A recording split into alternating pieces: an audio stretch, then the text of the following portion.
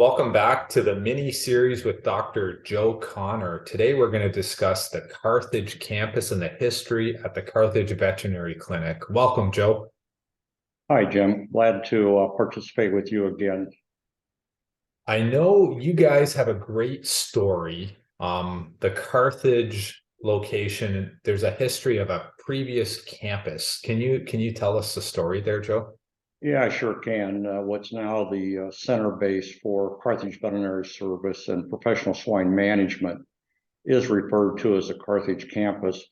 This was a long-term college campus, actually started out first as a Lutheran college, and then later migrated over to be a technical college under Robert Morris campus, and then was abandoned and underneath the ownership of a World Christian campus, with the owner actually based in South Korea. And that campus was empty for, I think, almost 13 years. It does sit almost in the center of Carthage, right off of our square. And as the company was growing, a decision needed to be made as to whether we added facilities onto what was our second clinic, or if we looked at this as an opportunity for us, not only for the company, but also for the community as a whole, given that it had been abandoned for that many years. And at one time, Jim, it was what you and I would expect in a small campus. It was 23 acres, had a number of buildings, including dorms, maintenance, student center, gymnasium. Unfortunately, due to the non-use of those facilities and not having those facilities winterized, many of them were damaged. But when it was we made a decision to purchase it, some of the buildings were quite solid and would work quite well for a center for the two companies. We were able to make that purchase, and so that campus, when it was purchased, in addition to those facilities, included a large auditorium, a 500-seat center, and then two dormitories, as well as the other buildings that I mentioned. So once we made a decision to move into those facilities, and we remodeled one of the dormitories into our basic office center, removed several of the facilities that were unusable. We had a very active president of a local community college at that time that was able to take the auditorium and upgrade it. And then we also were able to remodel one of the dormitories. And then the student center became the what's now known as the Carthage Learning and Development Center.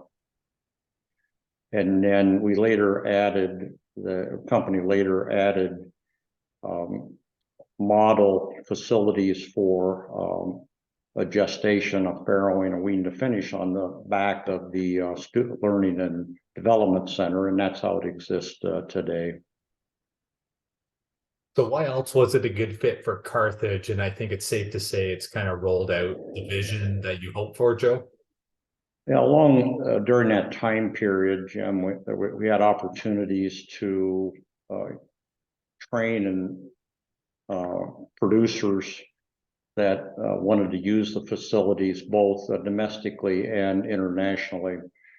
And part of the learning group was doing standard operating procedures that allowed these type of facilities to link those two together.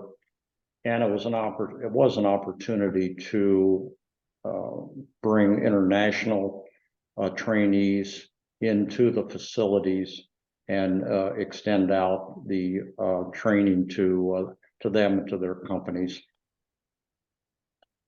So it's been great for Carthage. Could there be like a museum or some other kind of neat thing on site, or is it kind of maxed out for its use?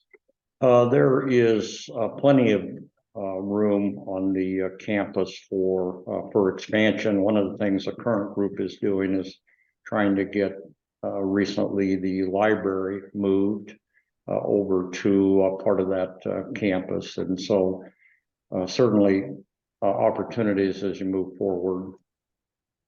So you talked about some of the buildings were almost in disrepair. Is the gym still there? Unfortunately, no. The gym had to be demolished, and it is unfortunate because it was actually two full gymnasiums within that huge building, but due to the weather damage, it was just not worth the cost to repair. So it's almost like an old haunt. Are there any other stories, ghost stories or anything that you have to share, Joe? Yeah, that's a great question. The local maintenance people always ask if from the maintenance building to each of the buildings, which is quite typical of those age campuses, you could take tunnels all the way from the maintenance building to each of the individual buildings. And of course, they played Dungeons and Dragons in those tunnels, but I tried to avoid that. Do people do you welcome the industry to come out and check it out, or is it more just internal use? Oh, absolutely. Enjoy the industry to come out, and the current group has a number of educational meetings that occur for producers and for clients, and again, both domestic and international. Even though I think, as you recognize, internationally that got interrupted with COVID-19, but starting to get some interest again. What else does the future hold? Well, I think the industry is going through some major transitions right now, and I think it will be interesting to see how these facilities can be used as we transition through this industry. As we think about both domestic and international, I still expect that over the next 12 to 24 months, we'll see some major inflection points. And last update from you, Dr. Joe. You'll be at the World Pork Expo. What else is happening personally or professionally? Well, I think like many producers and allied industries, I'm just trying to navigate through all these changes that are occurring right now and get some sense on where it's all going to settle out. Dr. Joe Connor, thanks for sharing a little bit of information on the Carthage campus today. Very welcome.